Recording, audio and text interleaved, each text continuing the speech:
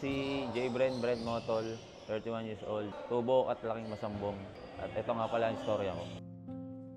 Nag-umpisa ako nag-basketball simula nung grade 2, gano'n. Masama-sama ako sa mga kuya ko, airpods ko, na hanggang ngayon nagkaroon ng experience ng high school. Tapos nag-college ako sa Informatics Diliman. Nabigyan ako ng pagkakataon na makalaro na big leagues, na opportunity ng coach namin sa Informatics na representative school namin.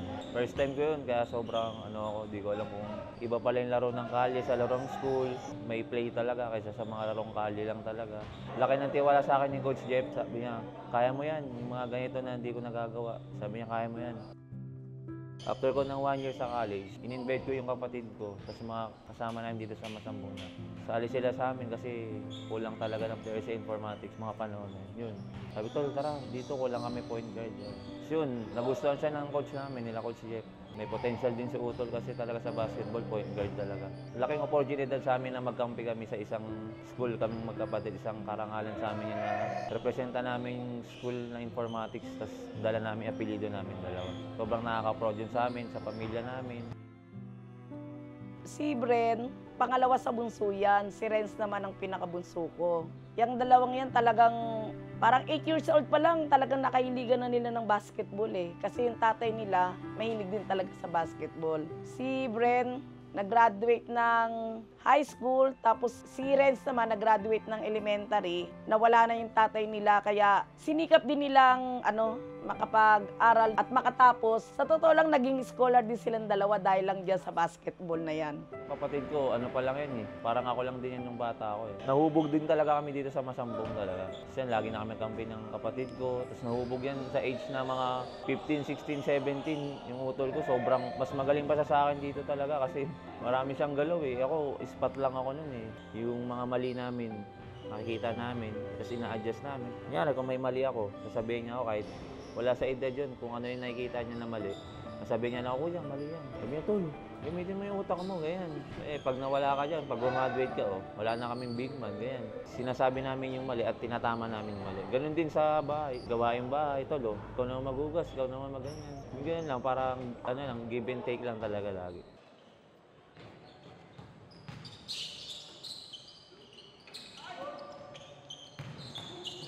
Parati silang magkakampi. Lahat ng mga dito sa aming barangay na mga liga namin, parati silang magkasama. Awa naman ng Diyos. Talagang taon-taon naman nagcha-champion kami.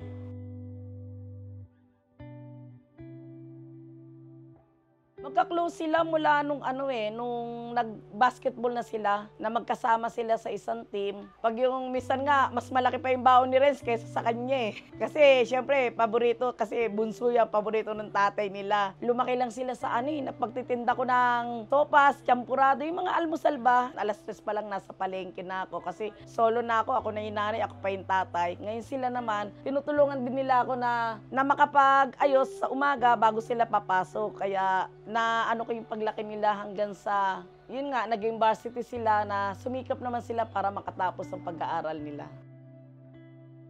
Isang beses nangyari sa kanya na naglaro siya, na-aksidente siya, natukod niya yung kamay niya. So yun na, pagtukod niya, akala niya wala lang. Kada laro namin, hindi niya iniinda niya. Tinitaypan niya lang tinitaypan. Tapos kala namin, normal na pilay lang. Napapansin ng mga boss namin na parang namamagana na gano'n. Sabi, bakit tayo magpa-check yan, ganyan. So na, hanggang sa dumating na yung pandemic, isang gabi lang, parang nagbuhat lang siya nung mineral bottle na 7 liters. Yun, tumunog na yun sa kamay niya. Parang ilang gabi na siya hindi nakakatulog. Sinaumagaan, pa-check up sila ng airmat sa orto, pina-check nila yun. Tapos yun, doon na nalaman yung pagka-biopsy sa kanya, yun na cancer of the bone na ano. So yun, laban lang, sabi namin, tol, laban lang, dyan na yan. Basta tataga mo lang loob mo, ganyan. Doon sa nakikimo-kimo na siya, kinakaya niya lahat ng chemo, nakalimang chemo na siya. So yun pala, yung nanay ko tinapat na ng doktor eh. Pumalat na sa mga vital organs na yung cancer cell. Kasi pinapapili siya dati ni Ermats nun kung puputol o hindi eh. Ayaw talaga pumayag ng kapatid ko. Ilang minuto lang, pinaalis niya lang yung magulang ko. Pagbalik ni Ermats, wala na. Sabi nung mga katabi nila, tinanggal daw niya yung oxygen para di na mahirapan. Yun yung kwento sa amin ng mga katabi namin dun sa PGH na parang ayaw na niya makita yung magulang ko na nahihirapan. Isang araw, sabi ko, pagpupursige na lang ako. Gagawin ko sa inspirasyon para sa amin. Tapos yung kasama niya ni Airpods Pro, yun na lang inano namin na ingat na lang lagi sila doon. Sabi ko, gabayan nyo na lang lagi kami, sabi na. Tapos yung motol na pilido natin, sabi ko, anin natin, dadali natin hanggang sa kaya ko ako. Pagpupursige ako saka sa magiging inspirasyon ko sila ng Airpods. Laro-laro ako, suot ko jersey niya, suot ko yung mga sapatos niya na iwan. Para yung mga alala niya, parang ang hirap pa eh. Sa una talaga, sobrang adjust. Tapos wala na yung pinaka-best teammate mo. Sabi ko, nandyan lang yan, nanonood dyan, gagabayan tayo niyan. Sa lahat ng game natin, nandyan lang yan, sabi. Tapos yun na, ito na, sobrang dami ng liga ngayon. Sabi ko, tol, para sa ito lahat ng mga games, yung mga big leagues ko na nasalihan ngayon. Mas nakilala pa ako ngayon, na mga tol, ganyan. Sabi ko, tol, iba ka talaga, sabi ko, parang sinabi ko, di mo ako pinabayaan ako, pinabayan mo ako. Laro kami field basket bubbles, first na field basket. Sa afternoon na nakinuha ko ng MPBL Makati, inabsorb ako. After ng MPBL ko, Invitational Cup, naglaro ulit ako ng field basket na ulit. Parang yun na yung pinaka-big opportunity sa akin, parang maging pro. Parang yun na rin yung pangarap namin. Siguro pangarap na rin Utol, yung ganyan. Meron sa pamilya namin naglaro ng pro. Yung basketball sa akin, sobrang pag wala yan, parang marami akong iniinda kasi yung basketball na yan. Diyan ako nakilala, diyan ako lumaki, diyan ako nagkaroon ng kaibigan. Mas dumami kaibigan ko. Yung basketball, di lang naman bola pag yung pagsasama-sama niyo eh. Magkampi kayo, magkalaban. Para saka maliit lang ang mundo ng basketball.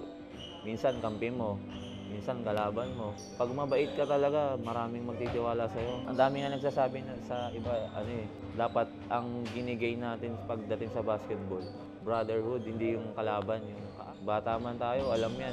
Alam na yung basketball. Sikapin lang natin, saka isa puso natin lagi. Seryosohin natin. Saka number 1, manalangin lagi tayo sa Diyos, siyempre.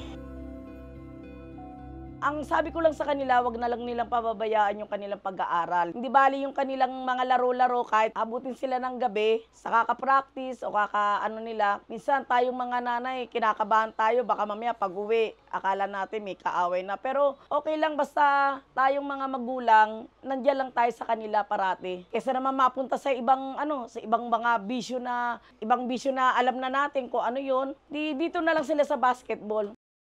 Hi everybody! Today is Christmas. We're gonna bless someone at sobrang na-touch talaga ako sa story ng buhay niya. He's an athlete and at the same time, he's been playing for his brother. So today, we're gonna give him a little blessing from Flip Phenomenal Soul. So guys, samahan niyo ako. Hi, hello po. Hi boss! Boss!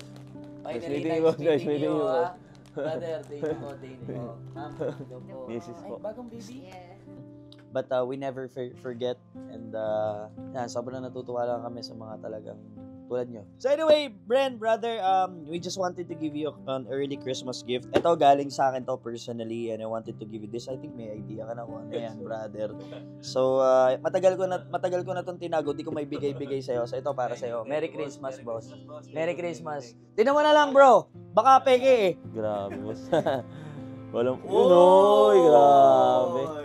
Thank you, boss. At syempre may bibigay din si Carlo. Pang Noche Buena. Bigyan mo, Carlo. Bingo, Sir Dane. Ito, brother, para kay Madam. Oh, yan, oh.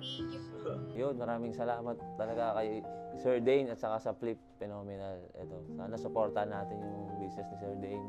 Saka more blessings, Sir Dane. Advance Merry Christmas. Sobrang, yung binigay niyo sa amin, saka sa family ko, sobrang makatulong to sa amin. Saka, sana marami pa kayong matulungan na tulad kong atleta, saka mga nangangarap pa, sana huwag kayong magsawa, tumulong. Yun, maraming salamat din kay God, kay Utol, sa family ko, sa asawa ko, sa dalawang mga pinsa sa Masambong, mga taga-Pasay, yan, King Shoes, and sa The Fort family kay Boss Ujo.